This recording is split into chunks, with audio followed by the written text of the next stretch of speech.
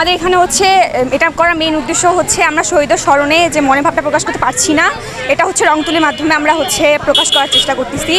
এছাড়াও হচ্ছে সৈয়দপুরে অনেক দেয়ালের মধ্যে কটু কথা লেখা হয়েছিল, যার জন্য এটা মুছানোর জন্য আমরা রং তুলির সাহায্যে হচ্ছে এই আর্টটা সম্পূর্ণ করতে যাচ্ছি। আমরা হচ্ছে একটা স্বাধীন বাংলাদেশ চাচ্ছি, যেখানে হচ্ছে কোনো দুর্নীতি থাকবে না।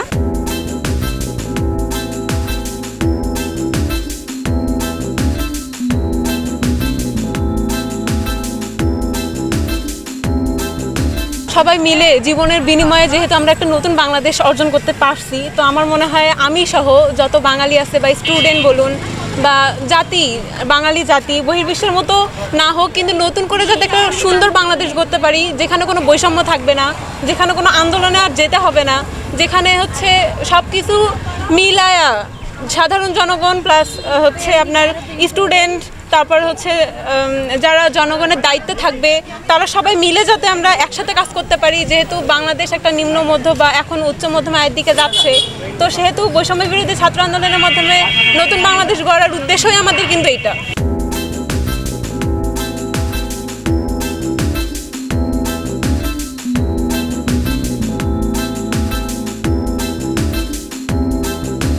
আমাদের স্কুলের সামনে যখন আন্দোলন চলতেছিল তখন এখানে অনেক লেখালেখি হয়েছিল, যার কারণে স্কুলের দেয়ালগুলো অনেক নষ্ট হয়ে গেছিলো।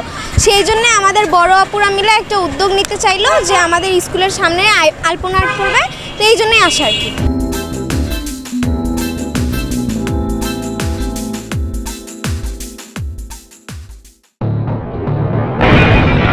সবাই যখন জোয়ারে গা ভাসায়, কেউ কেউ শির দাঁড়া সোজা করে ঘুরে দাঁড়ায়। সময় যেখানে প্রতিনিয়ত হার মেনে নিতে শেখায়, কেউ কেউ চ্যালেঞ্জ ছুড়ে দেয়।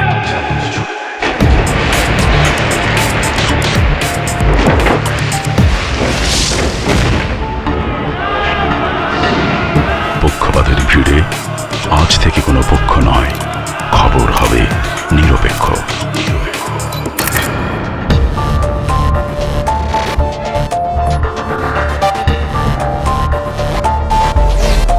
বানোয়াট তথ্যবাদ, খবর হবে নিখাত। ভেঙে গুজবের শিক, খবর হবে নির্ভীক। এলো মুক্ত চিন্তার স্বাধীন দৈনিক খবরের কাগজ।